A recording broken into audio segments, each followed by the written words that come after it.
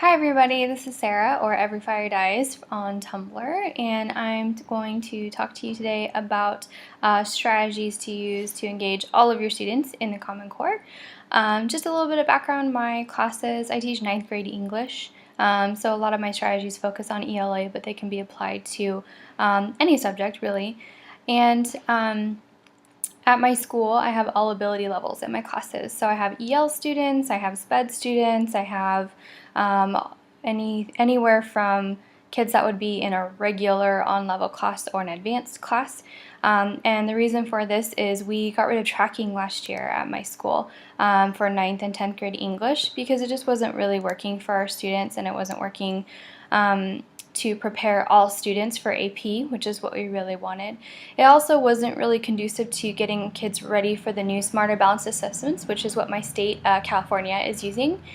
So to get all kids ready, we decided to just put all of them in advanced English. Our classes before, even though they were tracked, they were totally mixed ability levels anyway. We had advanced kids in our regular classes who just didn't want to do extra homework.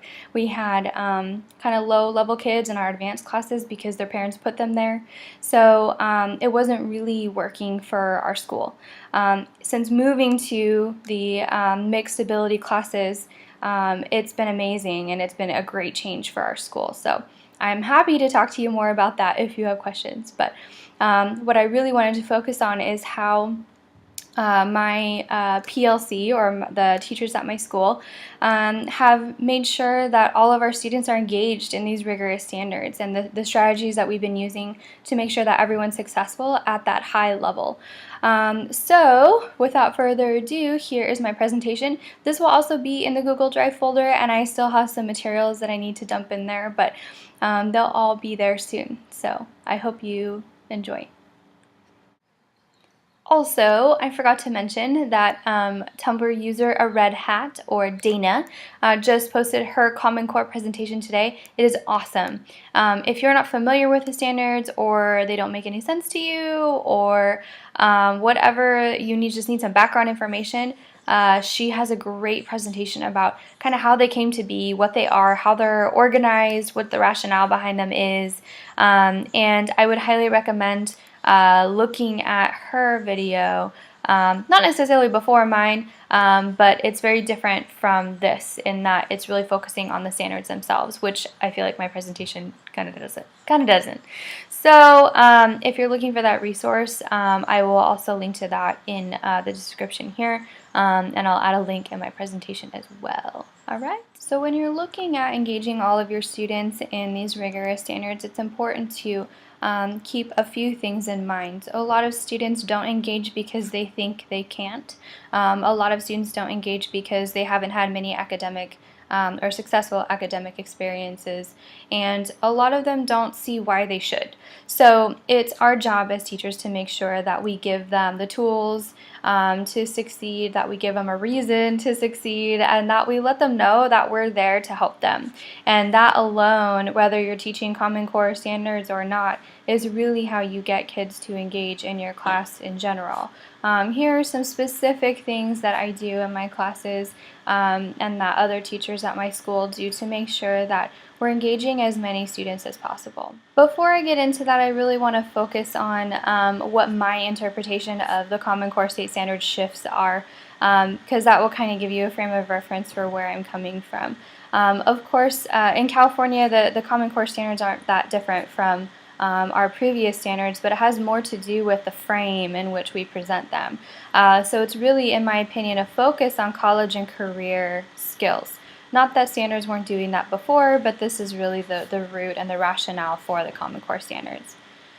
This really includes critical thinking and problem solving within a college or workplace. Collaborating, again, within a college or workplace. And I explain this to my students all the time, that when they're working in small groups, that they're getting ready for college, or they're getting ready for a job, which helps with buy-in and engagement a lot. But also the idea of reading and writing complex texts, which is a focus, whether it's literature or informational texts, as we call them. Either way, it's important that they learn to persevere through both reading and writing them. I really believe that in order for students to succeed in what is coming to them after high school, that they need to develop grit, perseverance, and growth, or a growth mindset. I really believe this, and again, regardless of what standards you're focusing on, these are the things that allow people to persevere through challenges and be successful. I highly recommend the book Mindset by Carol Dweck, which I've mentioned on Tumblr several times, but I really can't emphasize how important that mindset is. The ways that I engage my students is that I genuinely believe that they can do it, and I tell them that all the time.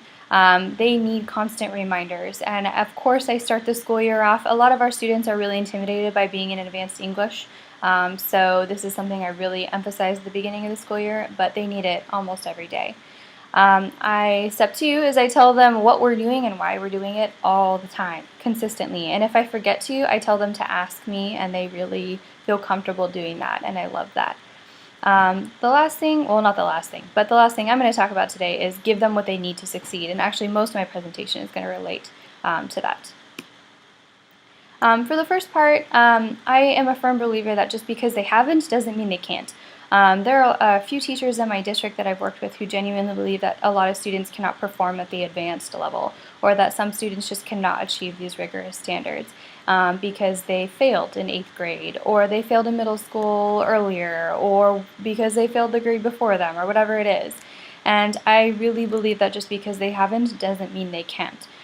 So we need to give all students positive academic experiences and encourage them as much as we can. And the kids pick up on the fact that whether you believe in them or not, and that they're really attuned to it, especially the kids who are frequently disengaged. They know they can pick out that teacher who doesn't believe in them, so don't be that teacher. The second thing is tell them what you're doing explicitly and why we're doing it explicitly. This comes from, of course, we were told in the credential program to write our objectives on the board every day and all of that. And I did that for the first couple years because I knew that my principal would be walking in randomly and I should do that.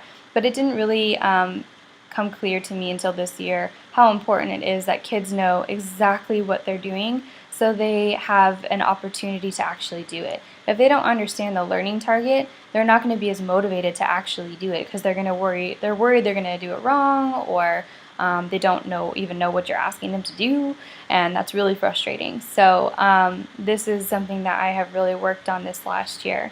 It's important to tell them why they're doing it, how the goal fits into the bigger picture of what you're doing that quarter or that semester or that year, or what they're going to be doing next year, or what they're going to be doing with it when they graduate, so that they have some reason to buy in.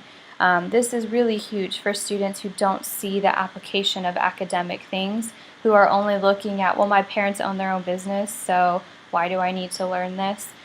Show them how it relates to business. Show them how it relates to, any job they're going to have, because most of the Common Core standards really do. This book, Learning in the Fast Lane, I read it last month and I absolutely love it. There's actually a link to it later on in my presentation, but I used it here too. One of the ways they recommend telling kids what you're doing and why is having a standards wall, and it's a really amazing idea, breaking down all parts of the standard or all levels of the standards using Bloom's taxonomy.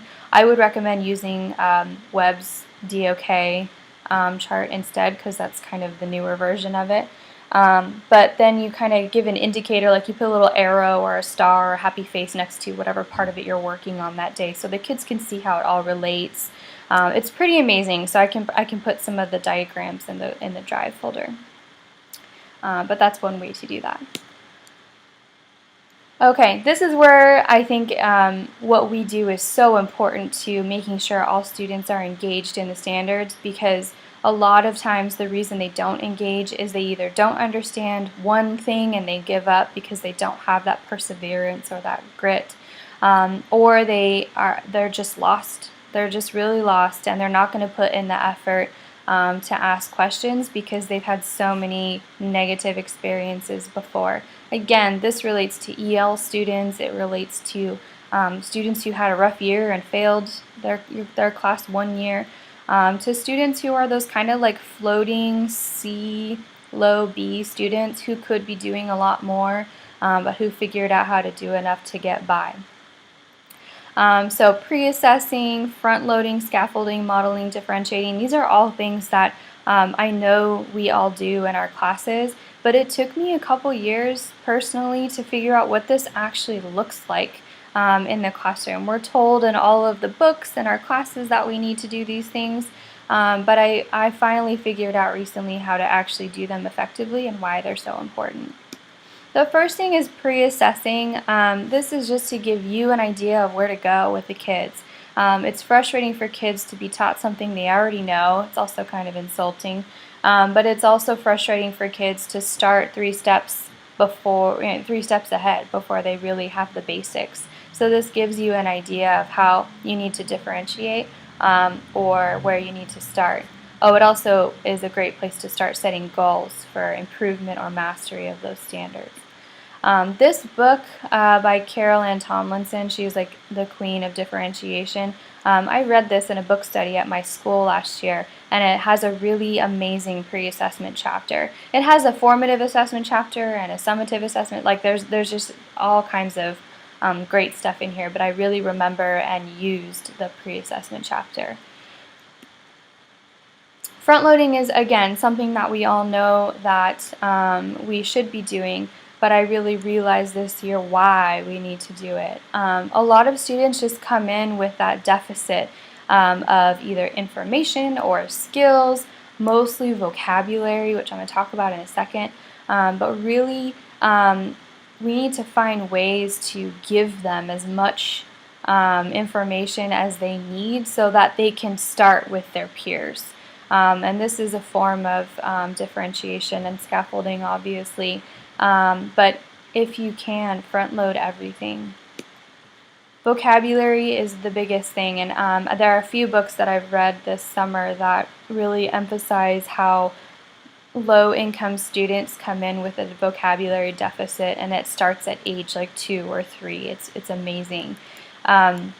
This is also really helpful to our AL or our EL students who might also be lacking in academic vocabulary, especially. And so this can relate to academic vocabulary, but also just vocabulary they find in whatever story or novel or article you're reading that might be a stumbling block for them. This book, again, and actually the link to it is finally on this slide, has lots of different ideas for how to front load vocabulary. She has a great idea for wall posters that I love. It includes the term and an image and something else. I can't remember what the third thing is. But giving kids bookmarks, especially for novels, is really helpful. Annotating, if you're doing more of like an article or some type of historic document or a lab write-up or whatever you're doing, annotating things with them or for them and using synonyms for vocabulary is important. And having them write down words in their personal dictionary that they, may know that they're going to need to know later is really helpful. The thing about front-loading vocabulary is it is not helpful to have kids go into a dictionary and look up definitions. They get frustrated because they don't understand the definition. Sometimes there are like 4 different definitions available, and it's just not a process that helps them remember it. So it's really important to just kind of skip that step and just give them the words. Just give it to them in some form so that they can refer to it throughout. And that is actually what's going to help them remember those words, is seeing it in context, using it, practicing it, seeing it over and over again. And so I feel like once we toss out that go look it up in the dictionary by yourself step, kids might actually appreciate vocabulary a little bit instead of hating asking teachers, what does this word mean? Another thing that I front load a lot is annotation skills. A lot of my students have no idea what annotation is when they come into my class, so I do a lot of different things to help them with it. I give them a purpose for reading, which is something I learned at an AVID conference last summer, and it's really changed how my students comprehend a text because they have a specific thing to absorb. I always assumed that they knew what we were reading for, and I realize now that that was a really idiotic assumption. So I have them actually write it at the top of their paper. They copy it down as I write it down. Give them specific things to annotate, and then give them symbols to use for annotating those things. Is a way to front load that, and I have them write that at the top of their paper too, so they don't forget, and then show them an example. I'm going to talk about modeling later, and that's kind of what I mean, or just show them a finished version, or a student who already knows how to do it, have them show their example, whatever works. I mentioned Avid a second ago. Avid is an amazing program, and their trainings are also amazing. I don't teach Avid, but I went to an Avid training, and this Right Path book is one of my favorite resources. I just love it. There's just so much stuff in there, specifically annotating stuff, but there's also discussion strategies and just, anything you need for the English classroom is there. They also have other content area books, so they have a science one, a social studies one. They have all kinds of different strands for their trainings, but also for these books. So I highly recommend them. This is another book that has annotating skills, and it has little one-pager articles. I bought this last summer or the summer before, and some of the articles, they're really nice for like teaching annotation the first couple weeks, but they're pretty low level. It says that it's high school, but I disagree. I think this should be middle school for sure. But the topics are all chosen for secondary students, so I highly recommend it for that. Okay, background knowledge is another thing that a lot of our either low-income students or EL students, SPED students, maybe come to us with this deficit because maybe they've never been to a museum or to a play or to a professional dance of some sort like ballet or something.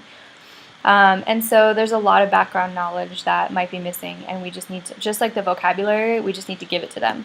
So there are a lot of different ways that you can give students background knowledge to be to really understand the importance of what you're reading, or just to understand it at a fundamental level. There is at my county, we did one of the strategies they gave us in our Common Core training was a BBK, which stands for Building Background Knowledge, which is a several-step process, which was a nice kind of like into a unit. So I'll put that in the Drive folder. But one of my favorite parts of that is called the Silent Gallery, where you put a bunch of photos, like all of this basically, except for videos. But you put it in an envelope and let the kids silently explore it for like 2 minutes, and then have them pick up pieces and try to figure out, what are they going to be reading and do. It's kind of like a nice anticipatory set.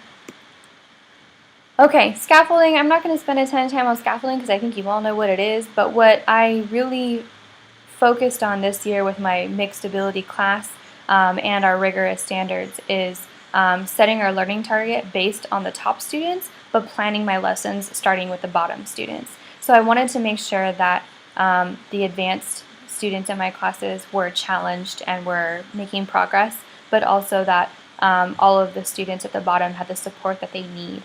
Which sounds exhausting, but I found a few different ways to do it. Whether you're using graphic organizers or you kind of broke the task down into a few different steps, when you provide options, you have to explain to the kids what option they should take. Some phrases that I use a lot are, if you're struggling with this part of the task, use this graphic organizer. If you're struggling with this part of the task, come over here and work in this group. Or, I had inconsistent homework turn in, which is pretty normal in the 9th grade. So I'd say, okay, if you did your homework, this is your next step. If you didn't do your homework or you needed help with it, this is where you are, and I'll come over and help you or work with a partner or whatever it is. So you want to find ways to give students either their next steps, or if they need to take a step back, or if they need to stay at the same step, give them lots of options so they can choose what is best for them. This book is one of my go-to books for using graphic organizers and finding scaffolding resources, and I just love Jim Burke. I just love him. Also, one of my favorite Tumblr folks, hitherto KT, she made a Word or Microsoft Word formatting tricks video, which will help you make your own graphic organizers. So you should check that out. Okay, modeling. This is something that I know we're supposed to do, but I avoided it for a long time. I thought that if I showed them exactly what they need to do, that they would not put any thought into it, or that they wouldn't be learning on their own, or whatever it is, I don't know. But I realized recently that by modeling a process, especially a difficult process, especially if it's one of the Common Core writing standards, or one of the reading standards where it's like track the main idea and show its development, or analyze how an author unfolds their analysis, that needs to be modeled for the kids. It demystifies that process, and it allows them the ability to do it themselves and apply it to another situation. So I'm a huge fan of modeling now. There are a lot of ways to do it. I use my document camera every day. A lot of people call them Elmos because that's the popular brand, but I use my doc cam every day. If you don't have one in your classroom, ask for one. Just do it. You will not regret it. It is amazing. You can use a smartboard, obviously. I still like document cameras better. I have a smartboard too, and I use it as a glorified projector at this point. If your school is really not into the technology thing, overhead projectors, we do still have some at my school. It exists. Can be wonderful as well. You can do video or iPad tutorials, and that is a link to Pablo Phonic's video about making iPad tutorials, which is super helpful. He is a math teacher, but I have already thought of ways to apply it to modeling annotation or whatever. And obviously you can do a screencast. Some skills that you can model, I model writing and revision and annotating. Those are modeling is my go-to for teaching those. A lot of people can, but any subject area can use it. You can use it to model math processes, you can source a document, you can do science labs and lab write-ups, or whatever you want to do, you can do with modeling, and it's amazing. Alright, differentiating. Again, this is one of those terms that for me was abstract for the first year or two when I was teaching, and I actually focused my my BITSA portfolio. BITSA here is the program new teachers do to clear their credentials, on differentiation, because I was just so baffled by it. So the first book here is the one that I already showed you and talked about that I read this year. The middle book is what I read for my project, and it is really helpful. The third book I'm sure is amazing, and I want to read it, but I have not read it. But she has about 10 books on differentiation, so that link is to her website, so you can check it out. In my classroom, differentiation looks mostly like choices or menus. I love to give kids the opportunity to choose how they want to demonstrate their mastery, especially on tests. For example, one of the last tests of the year is my Romeo and Juliet passage analysis test, where they get a passage that's not labeled, and they have to tell me who's talking, why is it important, what are they saying, and how does it relate to the rest of the play? Is there any special figurative language? Is there any, all that kind of stuff. They get a selection of 8 passages, and they have to choose 3, I think it usually is. I give them one that's required, and then they can pick 2 or 3 others. So again, it's just a way for them to make sure that they're giving me their best example of their level of mastery, so that I know that their grade actually reflects what they know.